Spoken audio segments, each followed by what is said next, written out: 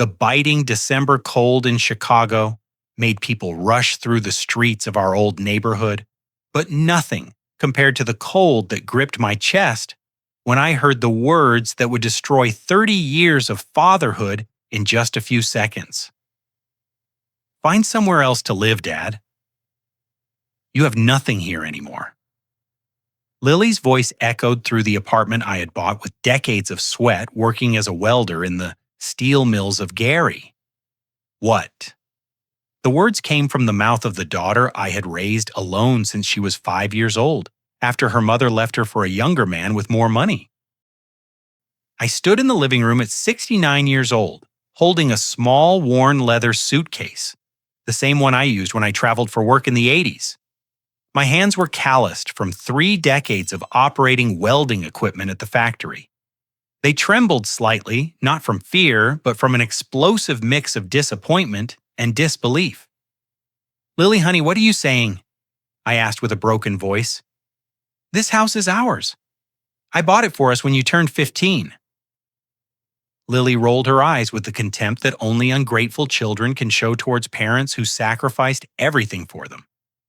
At 39 years old, she was a law school graduate thanks to my money, and married to a lawyer from a big firm downtown. Now she looked at me as if I were a nuisance that needed to be removed. "Dad, you are losing it. This house has been in my name for 5 years. You transferred it yourself before the notary. Remember, you said it was so I would not have problems when you died." I remembered it was true. In 2019, when I discovered some nodules on my lung that later turned out to be benign, I was afraid of dying and leaving my daughter unprotected.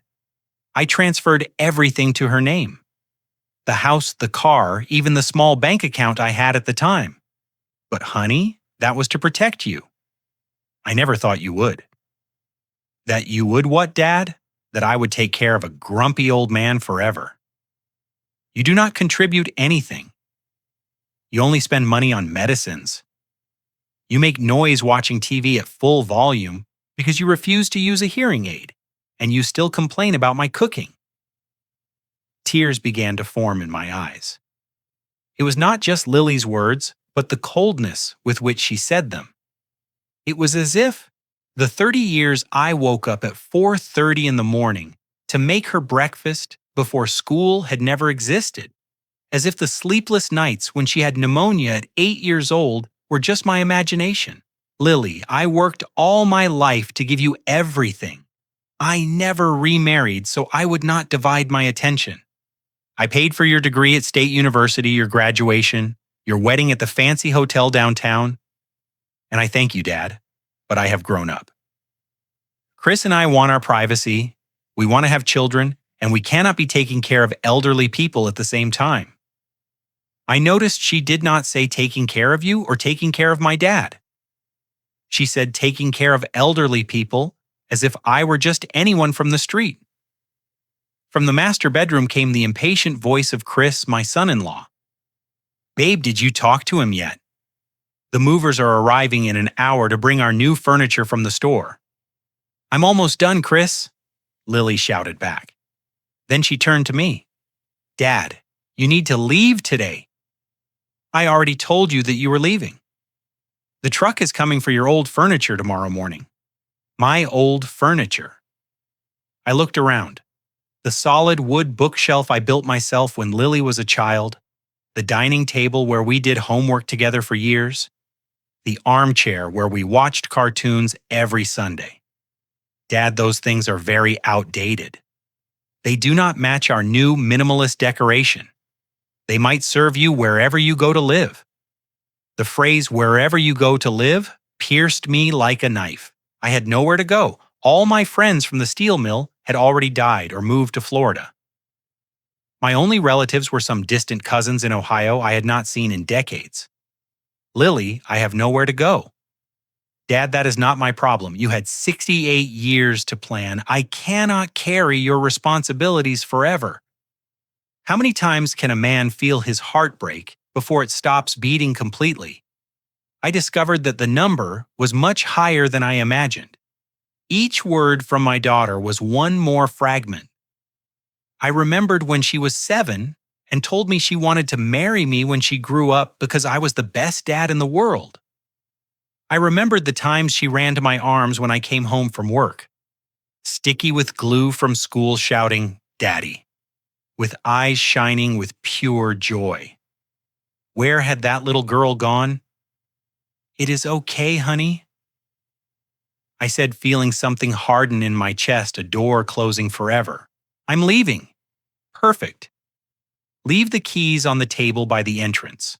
I went up to the room that had been mine for 15 years and took only the essentials, some closed documents, a photo of Lily as a little girl at her communion, the only one she had not taken down from the walls when she redecorated everything in modern style. In the back of the dresser drawer, my fingers found something I had not touched in years. An old bank card, blue and faded with peeling edges. It was from the community bank from the time they still used those thick magnetic cards. I did not even remember what account that was. It must have been from the time I worked at a different company in the 90s. It probably had a few forgotten dollars if it even still worked. I put the card in my shirt pocket more out of nostalgia than hope. I went down the stairs with the suitcase in my hand. Lily was in the kitchen, with her back turned, talking on the phone with someone about furniture and minimalist decoration. She did not even turn around to say goodbye. I left the keys on the table by the entrance as a final act of obedience to a daughter who did not deserve my submission. I opened the door of the house where I had been happy for so long and stepped onto the sidewalk.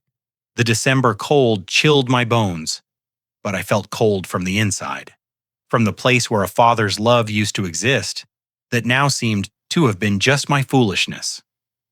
I walked to the bus stop holding the suitcase that contained everything that remained of a lifetime of work and dedication. Some people passed by me without looking. To the world, I was just another old man on the street. To myself, for the first time in 68 years, I did not know who I was. And you who are listening to me, have you ever gone through something like this? Have you ever felt betrayed by the person you love the most? Stay with me until the end of this story, because what happened after that afternoon changed everything. Subscribe to the channel Burn Revenge so you do not miss the next stories of paternal triumph. Before continuing, if you like real stories like this that show it is never too late for a man to recover his dignity, subscribe to the channel here.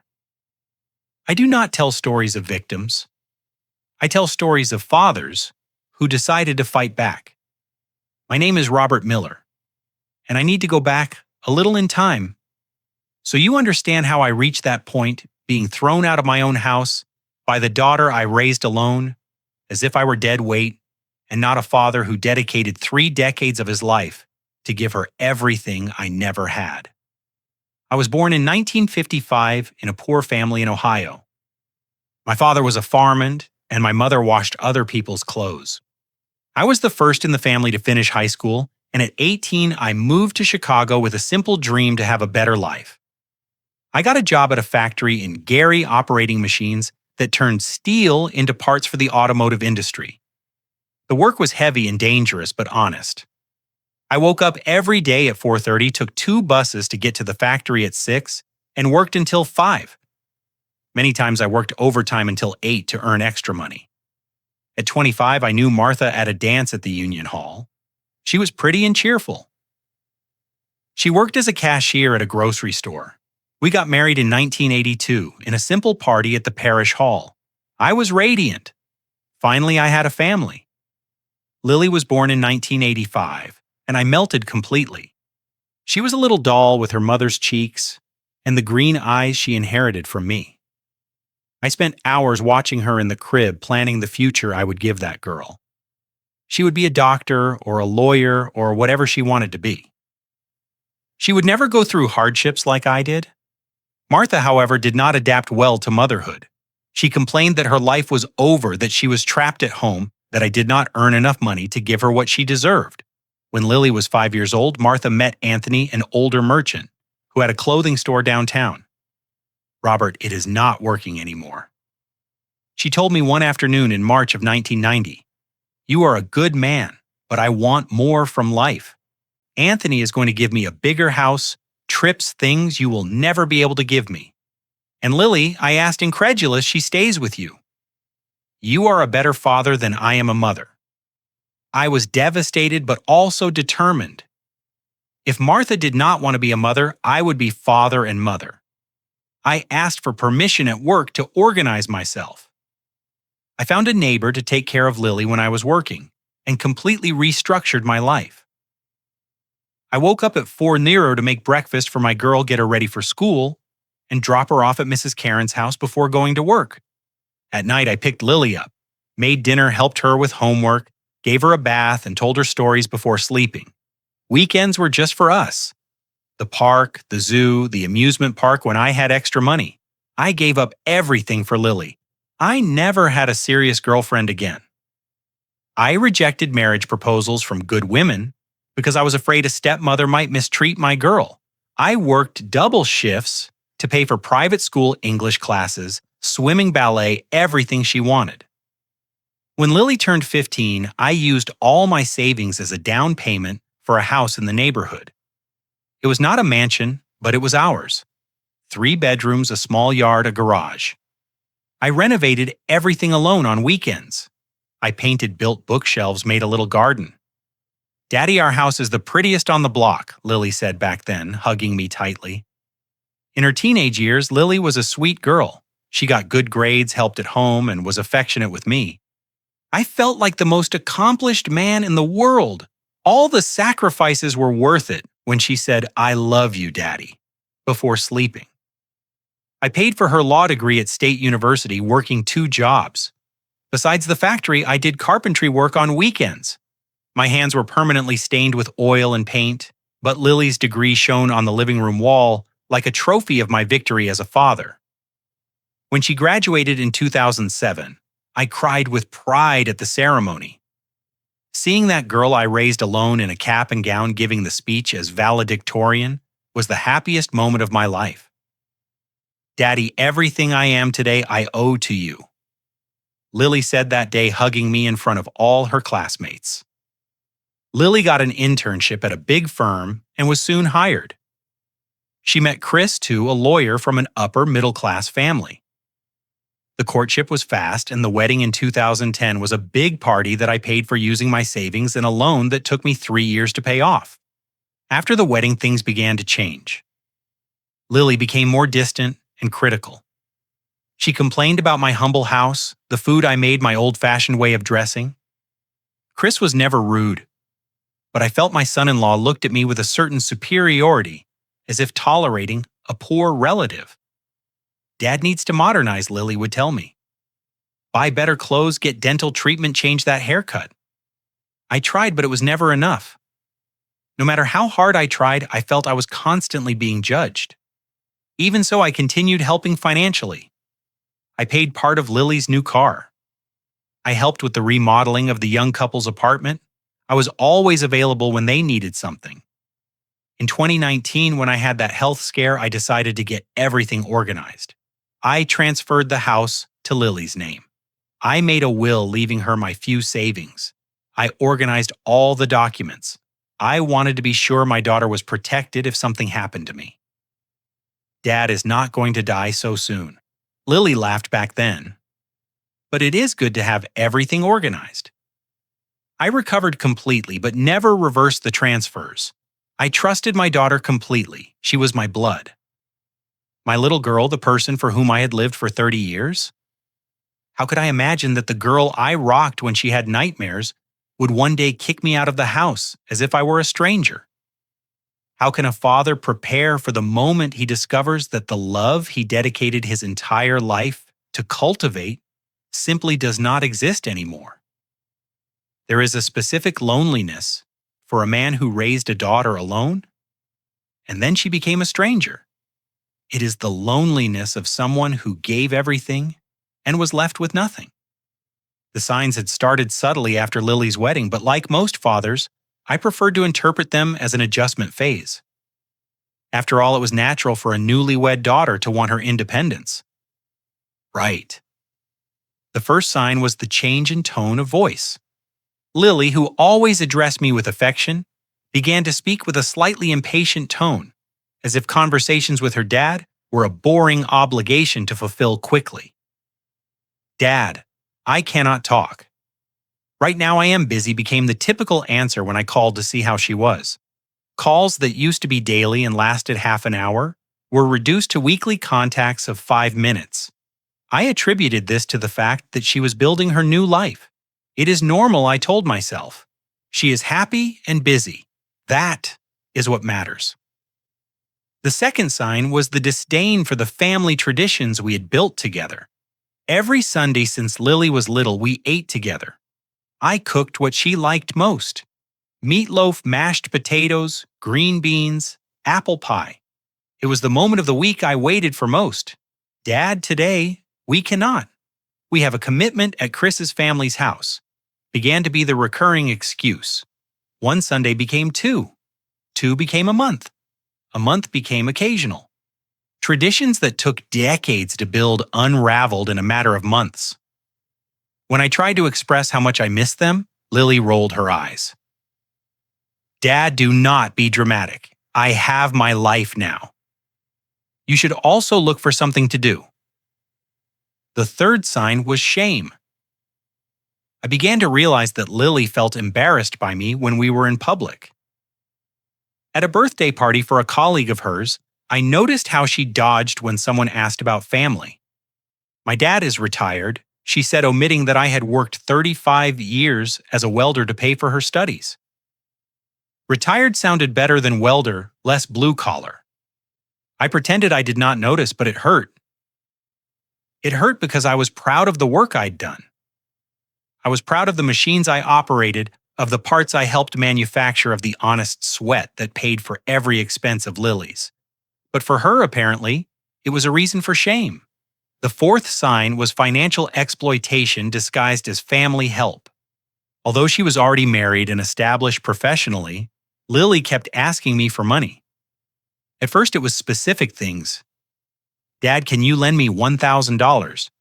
Chris is waiting for a payment that got delayed." I always gave. I never asked when she was going to pay me back, because I understood that children do not pay back loans to their dad. Children receive help, but the requests increased in frequency and amount. "Dad, I need $5,000 to furnish the new office." "Dad, can you help me with $3,000? The car needed expensive maintenance." "Dad, $8,000 for a work trip that is going to yield a lot in the future." I took from my small savings, moved money from my pension, sometimes even borrowed to help my daughter. I never questioned. A father who loves does not charge his child, I thought. What I did not know is that there was no late payment, no urgent furniture, no work trip. Chris and Lily had simply gotten used to using Dad as a financial reserve whenever they wanted something extra, a more expensive restaurant, a weekend at the lake designer close. "It is my dad's money. He has the obligation to help," Lily told Chris. "He has nothing else in life besides me." The fifth sign was the explicit lack of respect for my opinions and feelings. I had become a kind of decorative figure in my daughter's life. I was there. I was tolerated. But my words had no weight. When I tried to give advice based on my life experience, Lily sighed heavily. "Dad, the world changed. You do not understand how things work now?" When I expressed that I missed spending more time together, she responded with irritation. "Dad, I cannot be your only source of entertainment. Find a hobby. Do some activity." When I commented that I missed the conversations we had before, she was direct. "We do not have so many things in common anymore, Dad. It is natural." I swallowed every slight, every indifference, every moment. I felt like a nuisance. I justified it all because it was my paternal love speaking louder than my self-respect. "She is stressed with work. She is adapting to marriage. It will get better. There are pains a man swallows for years until one day the throat simply cannot take it anymore." The sixth sign was emotional manipulation. Whenever I showed any questioning about Lily's behavior, she used the same strategy: play the victim and turn the game around. "Dad, I work too much. I am always tired. and I still have to put up with you demanding attention. It is not fair. Dad, you're being selfish. I have the right to have my own life. Dad, if you keep this up, I'm going to move away permanently. Is that what you want? I always backed down. I apologized for feelings that were legitimate for emotional needs that were normal. I accepted the blame for things that were not my fault. The seventh sign was systematic exclusion. Lily stopped inviting me to important events in her life. The promotion at the firm was celebrated at a party I was not invited to. Her wedding anniversary was celebrated on a trip I was not informed about. Chris's professional achievements were reason for dinner with Chris's family. It was something small, Dad. I did not want to bother you was always the justification. I began to realize I was becoming increasingly peripheral in the life of the person who was the center of my life. But I still could not name what was happening. I still believed it was a phase of misunderstanding something that would be resolved with patience and understanding.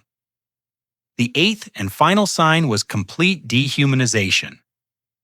Lily stopped treating me like a dad and started treating me like a problem to manage. My emotional needs became excessive neediness. My desire to participate in her life became invasion of privacy. My paternal love became sickly attachment. Dad, you need to understand that our relationship cannot be like when I was a child. Now I am an adult. I tried to adapt to this new dynamic, but it was impossible. How does a dad stop being a dad? How does someone who loved unconditionally for 30 years learn to love with conditions? The house that used to be the home for both of us became Lily's territory where I was only tolerated. Meals together disappeared. Conversations were reduced to practical matters.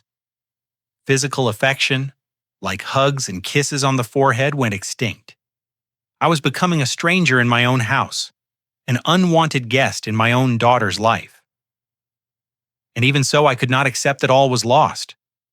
I kept hoping the affectionate Lily from before would return. I kept believing the paternal love I cultivated for decades could not simply have died. How could I imagine that the signs were not just a difficult phase, but the conscious preparation for the moment in 2024 that she would finally get rid of me completely? The same man who carried his daughter on his shoulders one day was left without a floor to stand on. The true nature of the exploitation I suffered only became clear when years later I accidentally found the WhatsApp conversations Lily and Chris exchanged about me. But in that period between 2020 and 2024, I lived in complete denial of what was happening. The system was simple and cruel. Lily had discovered she could use paternal love as a tool for financial and emotional extraction without giving anything in return. Like most men of my generation, I could not see the manipulation because I had been raised to believe fathers exist to give, not to receive. Dad, I am in a difficult situation at the firm. I need to buy new clothes to impress an important client. Can you help me with $1,000? I did not hesitate. I moved money from my savings. I tightened the budget for the month, but I gave. Lily took the money and spent it on a weekend trip with Chris. When I asked about the client, she changed the subject. Dad, Chris's car broke down, and he needs to work. Can you lend us $2,000 for the repair? I took out a loan at the bank, paying high interest to help. Chris's car was not broken. They wanted money to furnish the new apartment they had rented without telling me. Dad, we are thinking about having a child, and we want to buy a bigger apartment. Can you help us with the down payment? It is an investment for your future grandchild. I was so moved by the prospect of being a grandfather that I liquidated my retirement fund and gave them $50,000 for the future grandchild. Lily and Chris used the money for a month-long trip to Europe. There were never real plans to have children. The pattern repeated monthly. There was always an emergency, an investment, an opportunity that justified me opening my wallet. And I always opened it because I believed I was investing in my daughter's future, that I was being the father I promised to be when Martha abandoned us. What I did not understand was that every yes I gave strengthened Lily's perception that I existed to serve her. Every sacrifice I made was interpreted by her not as love but as obligation. In her head, I owed her all that for having complicated her life with my presence. My dad has to help, Lily told her friends. He never remarried, he has no other expenses, his money is for me. Chris, initially uncomfortable with the exploitation, soon got used to it. Your dad has a good pension. He does not have big expenses anymore, and you guys have a special relationship. It is natural he wants to help. The exploitation was not just financial. Lily also used me as an emotional babysitter, dumping on me all the frustrations and problems she did not want to share with important people in her life. When she fought with Chris, she called me crying. Dad, I think my marriage is ending. I do not know what to do. I dropped everything to console her. I gave advice. I offered support. The next day, Lily was posting happy photos with Chris on Facebook, and I realized they had used me only as an ear for temporary venting. When she had problems at work, I became the unpaid consultant. Dad, I need your opinion on a strategy. I spent hours on the phone helping to think of solutions.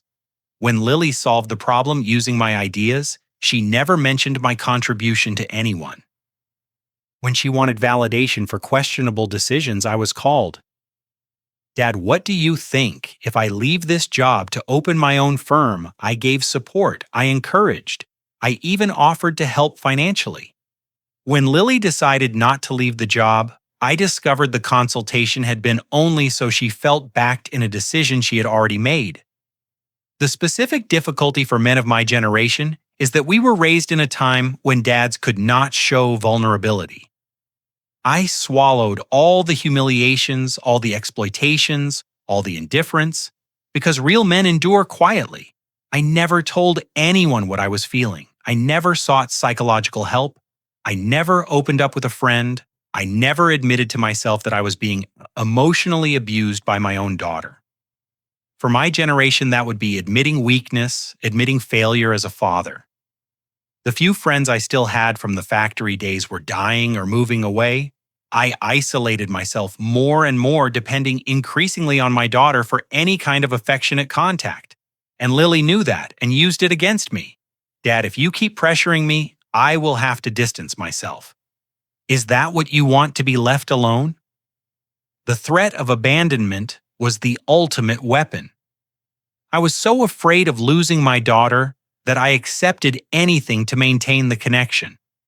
I accepted crumbs of affection. I accepted being treated like a human atom. I accepted being systematically disrespected.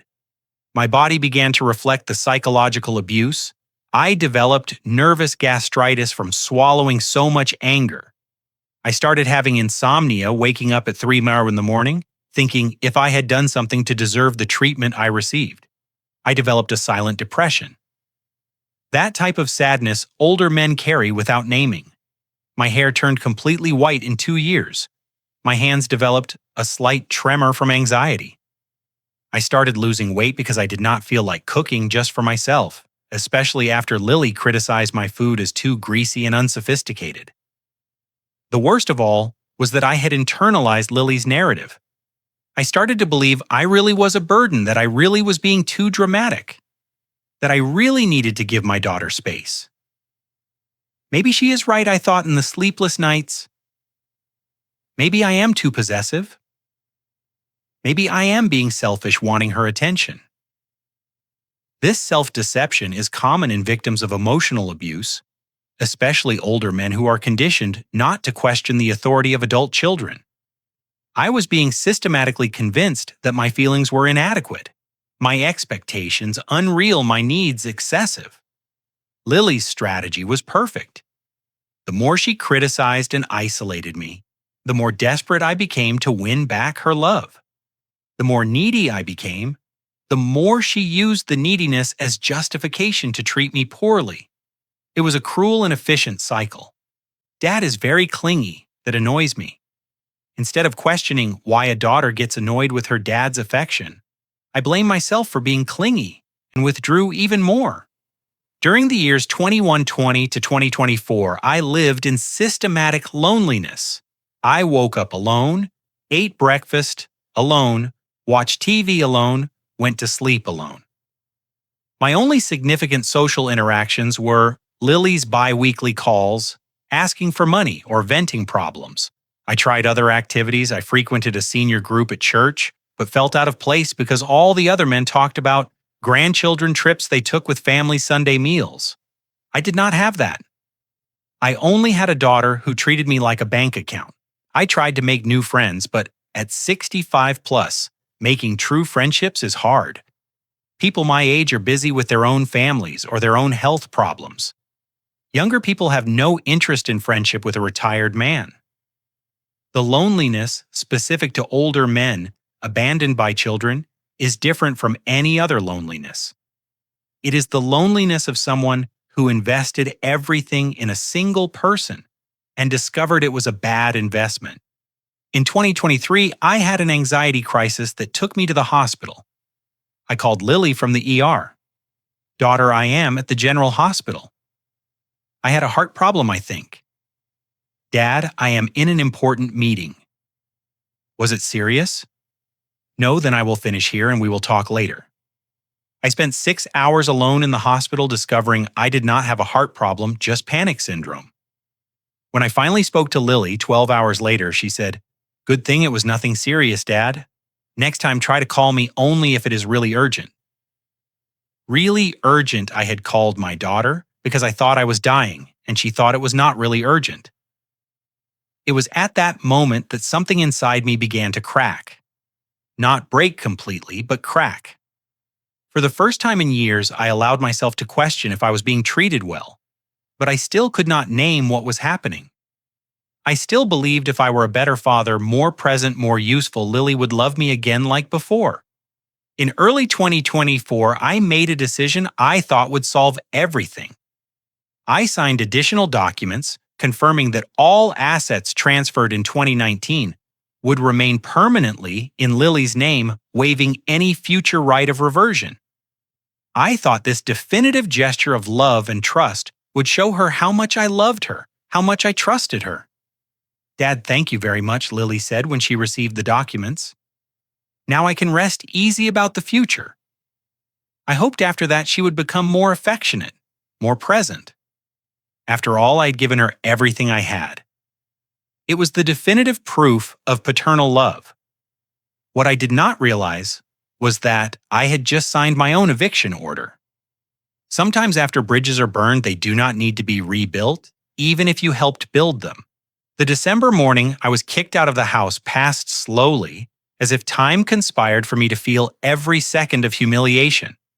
I walked through the streets of the neighborhood, carrying my old suitcase without destination, without plan, without hope. Around 2:00 in the afternoon, the cold became unbearable, and I took refuge in a small plaza near the subway station. I sat on a bench in the shade of a tree and tried to process what had happened. For the first time in 68 years of life, I did not know what to do. I took out of my pocket the few documents I had managed to take: ID, Social Security card, insurance card, and that faded blue card I had found in the drawer. I looked at the old community bank card. The edges were peeling. The name almost erased but still readable. Robert Miller. What era was this from, I tried to remember. It must be from the 90s when I worked for a few months at a subcontractor company before returning to the main factory. Back then, the company forced employees to open an account at that bank to receive their paycheck. Probably it had nothing in the account. Maybe a few forgotten dollars if it even still existed. But I had no other options. My current cards were all in my name with Lily as beneficiary, and she probably had already canceled everything. Around 3:30, I walked to the nearest community bank branch. The building was modern with cold air conditioning and organized lines. I felt out of place there with my simple clothes and old suitcase. I took a number and waited. When they called me, I went to the window where a young girl attended me with professional but distant politeness. "Good afternoon, sir. How can I help you?" "Good afternoon, miss. I wanted to check the balance of a very old account. I have this card here, but I do not remember the PIN." I extended the faded blue card. The employee took it, looked at it with curiosity, and typed something on the computer. "Mr. Robert Miller," she confirmed, looking at the document. "That is right. I'm going to check in the system." How strange, I felt my stomach tighten. "Any problem?" "Nothing appears in the current system, sir. It might be that this account is very old. I am going to try in the legacy system." She typed a few commands. "I'm going to call my supervisor, please." A middle-aged man approached, looked at the screen, frowned, and typed something. Then he looked at me from top to bottom, as if re-evaluating who that simple man in front of him was. "Mr. Miller, I'm going to need to transfer you to the manager. Please follow me." I was led to a small room with stronger air conditioning, a glass table, and leather armchairs. The manager was a well-dressed man of about 45 who stood up to greet me with more respect than I expected. "Mr. Robert Miller, my name is Maurice. I am the manager of this branch. Please take a seat." I settled into the armchair, trying to understand why they were treating me with such solemnity for an account that probably had $500. Maurice typed something on the computer, looked at the screen, typed again, looked again. His face gradually changed, passing from professional curiosity to something close to astonishment. "Mr. Miller," Maurice said with a lower voice, "do you have knowledge of the history of this account?" "No, truthfully, it is very old. I think I never used it. I just wanted to see if it still had something." Maurice clicked through more screens. His expression changed completely. He looked at me, then the screen, then at me again.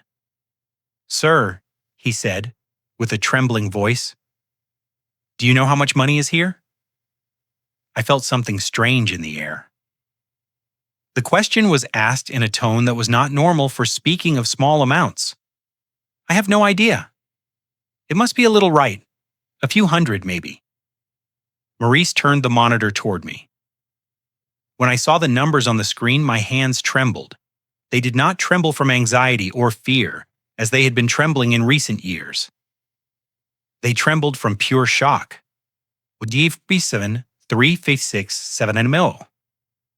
I blinked several times, thinking I was seeing wrong. I looked again. The number was still there. "That is that $1.5 million I whispered. Yes, sir. 1547, 356.70. Maurice confirmed, "And from the movement I am seeing here, this value has been growing automatically. For decades I stayed silent for a long time, looking at the screen." Maurice respected the silence. How is it possible?" I asked finally. "From what I am seeing in the history," Maurice explained, consulting several screens. "This account was opened in 1994 with an initial deposit of $5,000. From there, monthly automatic deposits of $200 were made from 1994 to 1998. After that, only compound interest for 26 years. I tried to process the information. 1994, 1998, I remembered. It was the period I worked at that subcontractor company that provided services for the oil industry. They paid better than the steel mill, and I worked a lot of overtime. Back then, Lily was about 10 years old, and I wanted to save money for her future." I'd completely forgotten, I murmured.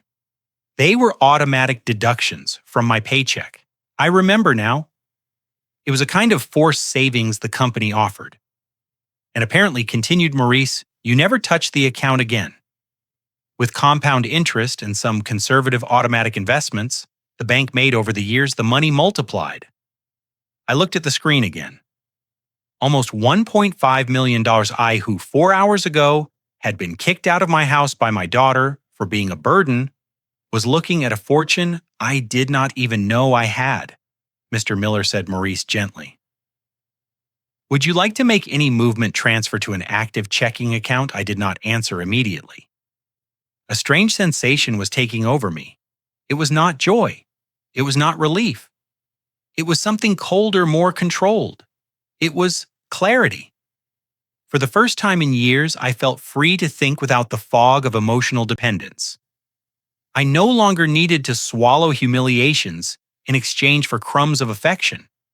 I no longer needed to accept being treated like a bank account by a daughter who had just kicked me out of my house.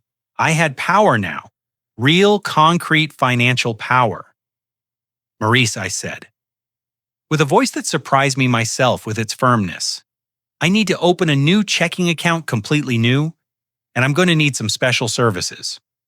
"Of course, Mr. Miller." What kind of services, I thought for a moment.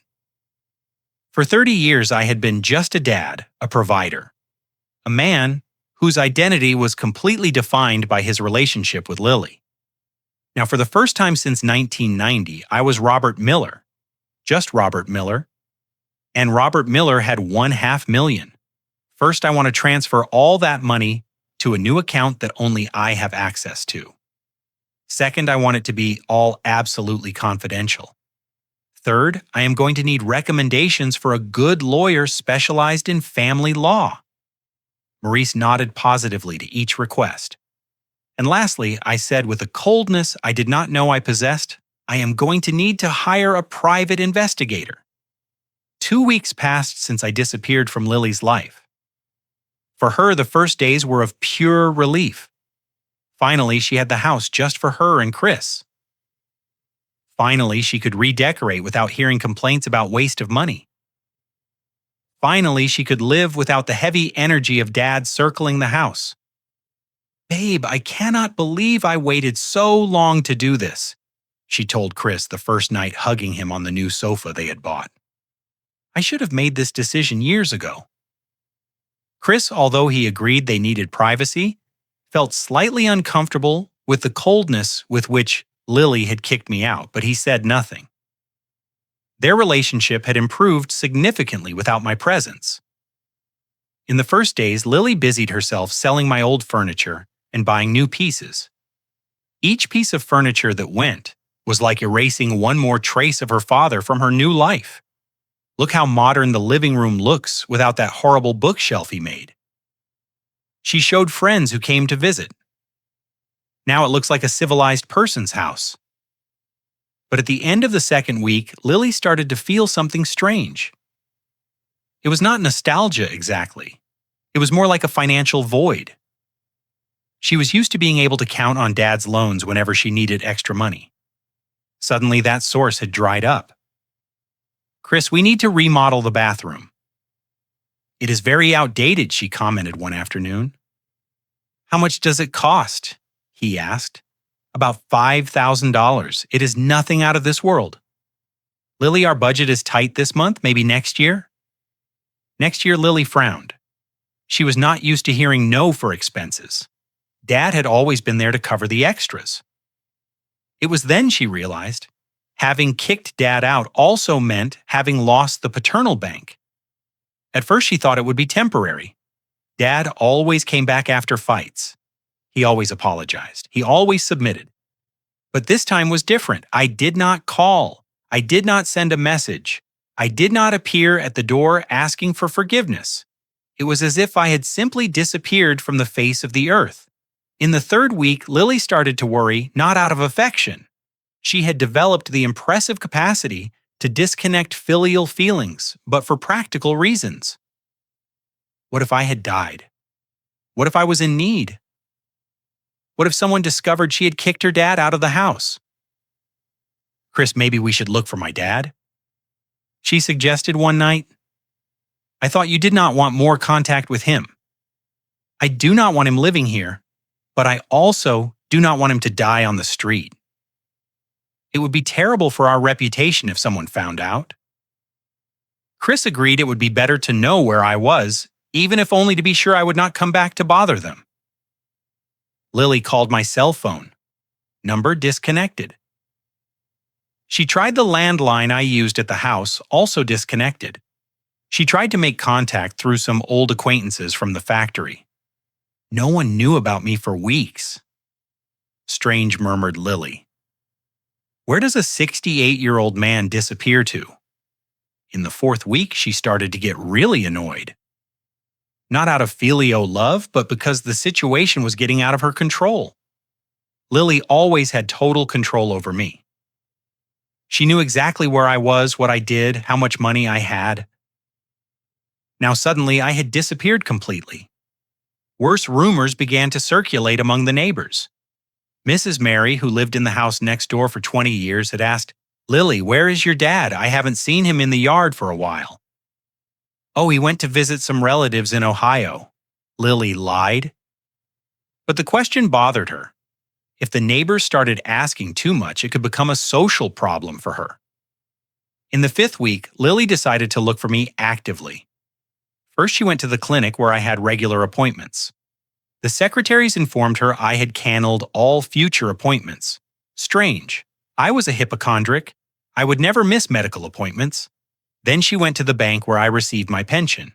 The manager, respecting banking secrecy, only said that Mr. Miller is fine and attending to his affairs normally. Even stranger, if I was attending affairs normally, it meant I was not in need. Where the hell was I living? It was then Lily made a decision that would change everything. She hired a private investigator to find me. What she did not imagine is that I had made exactly the same decision hiring a private investigator to investigate her. In the sixth week after the eviction, Lily received a call she did not expect. "Hello, Lily Miller." "Yes." "Who is speaking?" "This is Henry Davis, attorney at law. I represent Robert Miller. I would like to schedule a meeting with you, ma'am." Lily's heart raced. Dad with a lawyer. That made no sense. Dad never had money for a lawyer. Meeting for what? To discuss family and asset matters of mutual interest. It could be today in the afternoon at my office. What asset matters? My dad has no assets. Mrs. Lily. It would be better if we talked in person. My office is downtown. Can I send you the address? Lily hung up the phone, disturbed. Downtown was an expensive area. Expensive offices. How had I hired a downtown lawyer? She arrived at Henry's office at 4 in the afternoon, accompanied by Chris. The building was glass and steel modern with a marble lobby, definitely expensive. Henry received them in an elegant conference room. He was a man of about 50. Impeccable suit, expensive leather briefcase on the table. "Please take a seat," he said with professional but cold courtesy. Attorney started Lily. "I do not understand what is happening. How did my dad hire a lawyer? He does not have money for this." Henry smiled slightly.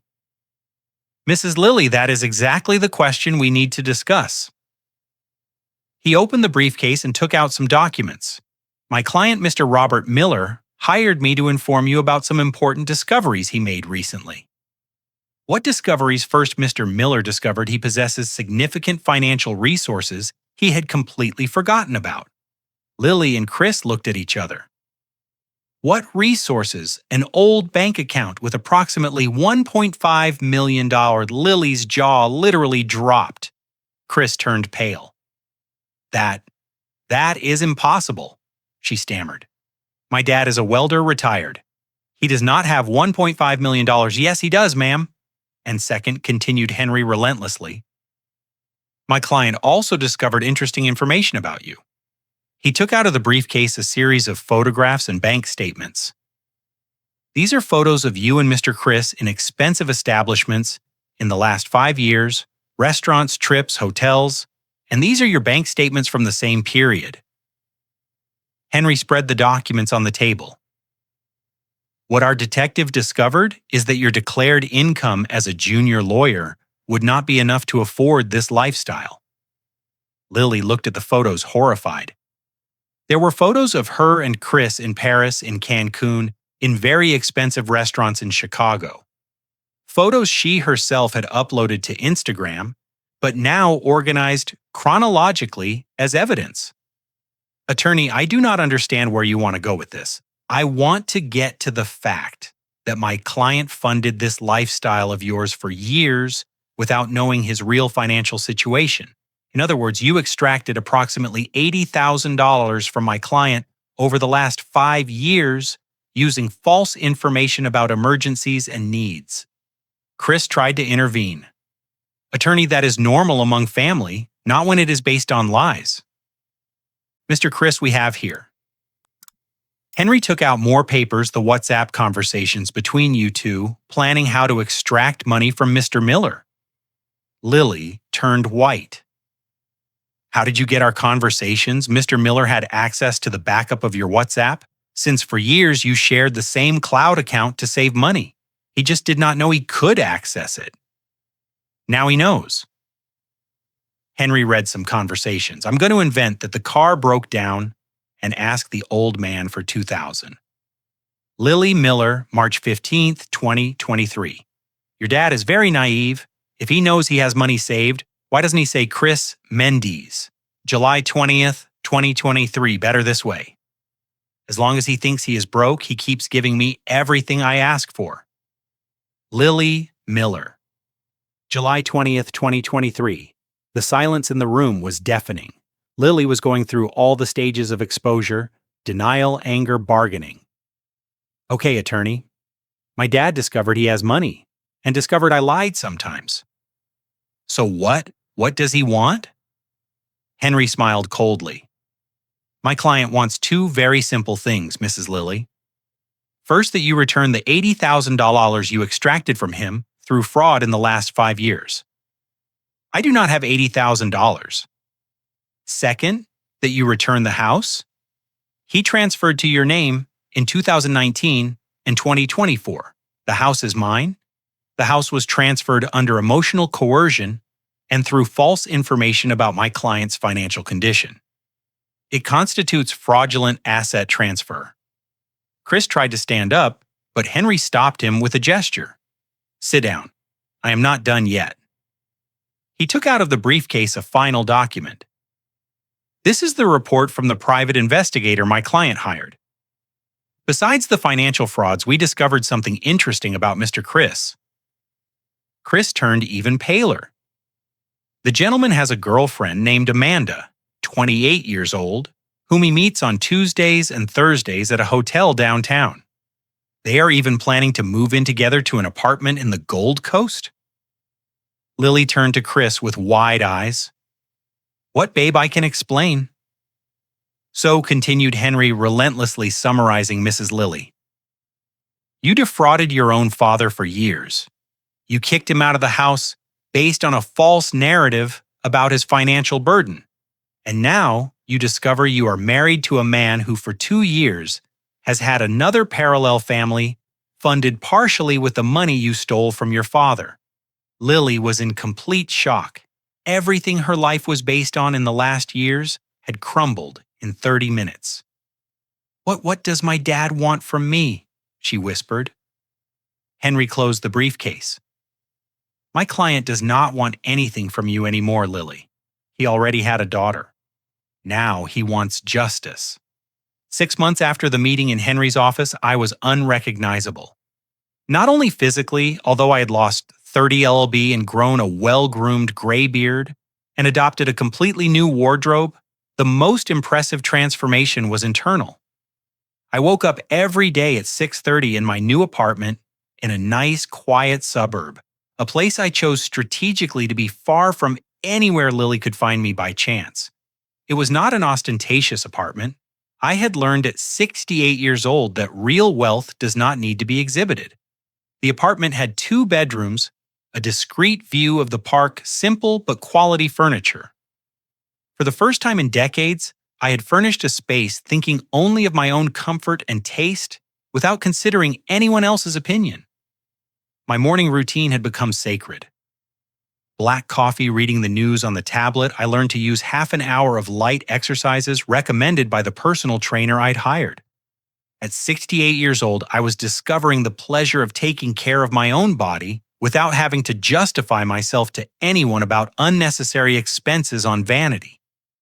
Henry had become more than a lawyer. He was a friend. It was he who introduced me to the world I never knew existed, the world of mature and successful men who had rebuilt their lives after family betrayals. Robert, you need to meet the people at the club, Henry said. One afternoon, they are men who went through similar situations. It will do you good to have a new social network. The club was an informal group that met on Thursdays at a discreet restaurant downtown. 10 men between 50 and 75 years old, all with stories of restarting after traumatic divorces, ungrateful children, or family betrayals. I arrived at the first meeting nervous, thinking I would have nothing in common with those men. I was wrong. My son said Frank, a former executive of 65, sued me, trying to anticipate the inheritance when he discovered I had a company. He alleged I was incapable of managing my own assets. My daughter said John, a retired doctor, convinced me to transfer my clinic to her name to avoid taxes. Then she kicked me out of the very clinic I built in 30 years of work. I realized I was not alone. There were other men who had gone through similar betrayals and not only survived but prospered. More importantly, there were men who understood the specific pain of being betrayed by one's own blood. The difference, Robert John explained in a private conversation, is that you discovered the betrayal while still having health and resources to do something about it. Many discover it too late. Months passed, and I developed a confidence I never had. For the first time in adulthood, I was not Lily's dad or Martha's ex-husband. I was Robert Miller, period. And Robert Miller was an interesting man. I signed up for an art history course at the museum. I always liked museums, but never had time or money to go deep. Now I had both. I discovered I had my own opinions about art, specific tastes, intellectual curiosity that had been stifled for decades of financial survival. You have a very sharp eye for colonial art, the teacher commented after a class. Have you thought about taking a trip to Philadelphia to see the works in person? I'd never thought about traveling alone. For 30 years, any extra money was for Lily. Now, the idea of a cultural trip to Philadelphia was not only possible but attractive. I spent a week in Philadelphia alone, visiting historic churches, photographing architectural details, talking to tour guides who were impressed with my knowledge. For the first time in decades, I had time and mental space to simply contemplate beauty without thinking about obligations or responsibilities to other people. On the trip, I met Helen, a retired teacher of 62, also passionate about history. We walked together through the cobblestone streets, comparing impressions on sculptures debating historical periods. You have a very interesting perspective on history, Helen said during coffee at a local cafe. It is refreshing to talk to someone who really understands. I was surprised by the comment. It had been so long since someone valued my opinion on something. For years, Lily had treated any knowledge of mine as outdated or irrelevant. Thank you, Helen. It is good to be able to talk about these things with someone who appreciates them. We exchanged numbers and kept in touch. It was not romance, not yet, but it was a genuine friendship based on common interests and mutual respect. For me, that was an extraordinary novelty. Back in Chicago, I immersed myself in other personal projects I had postponed for decades. I started learning Italian, a language I always wanted to master. I hired a private tutor and discovered I had a knack for languages. Signor Roberto, your pronunciation is very good, the teacher praised. Have you thought about visiting Italy? I had thought yes, and for the first time in life, I could take an international trip without having to justify myself or ask anyone for permission. But before traveling, I wanted to completely resolve the matter with Lily. 6 months after the meeting in the office, Henry called me for a conversation. Robert, we have news about your case. What news? Lily could not pay the $80,000 and is offering to return the house in exchange for forgiveness of the debt. I stayed silent for a long time. Did she lose her job? I asked finally. She lost it.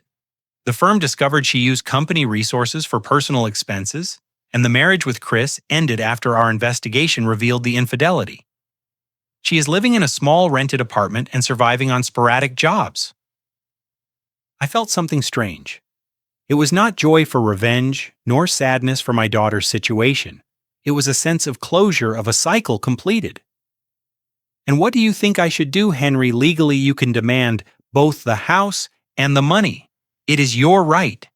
And humanly, Henry smiled. Humanly, you need to decide what kind of man you want to be from now on. I thought for a few days. I talked to friends from the club, each one giving a different opinion. Frank thought I should tighten the screws until she learned. John thought I should forgive to be able to continue in peace. In the end, I made a decision that surprised everyone. Henry, I am going to accept only the house back. The money can stay. Are you sure I do not want anything else from Lily, nor do I owe her anything? We are even. Are you sure? I am sure. I want you to make an official document establishing that we have no further financial relationship or mutual obligation. As of today, I do not have a daughter, and she does not have a dad. Legally and practically, Henry drafted the document. Lily signed without questioning, relieved not to have to pay the $80,000. Sometimes after bridges are burned, they do not need to be rebuilt, even if you helped build them. I sold the house in the old neighborhood. I could no longer see it as home. It was just a property full of painful memories. With the money from the sale and my $1.5 million, I had complete financial freedom to rebuild my life as I wanted. I bought a smaller house in a nice community for mature people. My neighbors were other men and women between 60 and 80 who had chosen to live independently, but with a small support community. When a father is betrayed by his own blood, the scar crosses generations. But sometimes the scar becomes strength. I did not become bitter. That was my greatest victory. I could have become a resentful man talking obsessively about Lily's ingratitude to anyone who wanted to listen. Instead, I chose to use the experience as fuel for a better life. I created a small assistance fund for older men betrayed by family members. It was not ostentatious charity, but discreet help through Henry to men who went through similar situations and had no resources. There are many dads being exploited by their own children, I told Helen, with whom I now had a serious and healthy relationship. If I can help some discover their value, my experience was not useless. Helen admired that capacity. I had to transform pain into purpose. We had become true partners, two mature people who chose each other without neediness or dependencies, just for the mutual pleasure of being together. You became an impressive man, Robert Helen said one afternoon when we visited a modern art exhibition. It must have been difficult to rebuild everything at 68. You know what I discovered, Helen? I replied. I did not rebuild anything. I built myself for the first time because before I was just dad, just provider, just function. Now I am Robert, and Robert is an interesting man. It was true. At 69 years old, Robert Miller had become a version of himself that had never had the opportunity to exist. He was cultured. He had traveled to Italy and spoke decent Italian. He had his own opinions on art, politics, literature. He had true friends who respected him for who he was not, for what he could give. He had a partner who chose to be with him because she liked his company, not because she needed his resources. He had a routine that met his own interests, hobbies, that fulfilled him, personal projects that gave him meaning. And for the first time in decades, I slept peacefully every night, knowing that the next day I would wake up to live my own life, not the life others expected me to live. 2 years after being kicked out of the house by my own daughter, I was sitting on the terrace of my house drinking my morning coffee while reading a book about the Italian Renaissance. It was a September Saturday morning with that pleasant autumn sun that Chicago sometimes offers. Helen was by my side reading a biography of Frida Kahlo. We had planned to visit an exhibition in the afternoon after lunch at an Italian restaurant we had discovered. It was a simple but full life. The phone rang. I looked at the screen. Unknown number. Hello, Dad. The voice on the other side was hesitant. Broken Lily. I stayed silent for a few seconds. Helen looked at me with a question in her eyes. How did you get my number? I asked with a neutral voice. Dad, I asked Attorney Henry. I need to talk to you. We have nothing left to talk about, Lily. The document is signed. We have no further relationship. Dad, please listen to me just for a minute. I have cancer. I felt a tightness in my chest. Not of love. Paternal love had died definitely 2 years ago. It was basic human compassion. I'm sorry I said sincerely. But that does not change our situation. Dad, I do not have anyone anymore. Chris married the other woman. His mom died last year, and I did not even know. I have no one to help me with the treatment. I thought of the Lily of 5 years ago who kicked me out of the house, telling me I was dead weight. I thought of the $80,000 she stole from me over the years. I thought of the coldness with which she treated me when I ended up alone in the hospital. Lily, when I needed you, you told me it was not your problem. Now I apply the same logic. Dad, I was wrong. I recognize it. I was a horrible daughter. But I learned I changed. You changed because you were left alone. And without money? I said with a clarity that surprised me. If you had won the lottery instead of losing everything, you never would have called me. Dad, that is not true. Yes, it is, Lily. And you know how I know, because for 2 years you made no contact to know if I was alive or dead. You only called me now that you need help. There was a long silence on the other side. Dad, I beg you, Lily. I'm going to give you the same advice you gave me 2 years ago. Find somewhere to get treated. You do not have a dad anymore. I hung up the phone. Helen took my hand. Was it difficult? No, I replied with self-surprise. 2 years ago, it would have been impossible. Today, it was just necessary. I went back to reading my book, but the call made me reflect on everything that had happened since that December afternoon. I was kicked out of the house. The great lesson I learned at 69 years old was simple but revolutionary.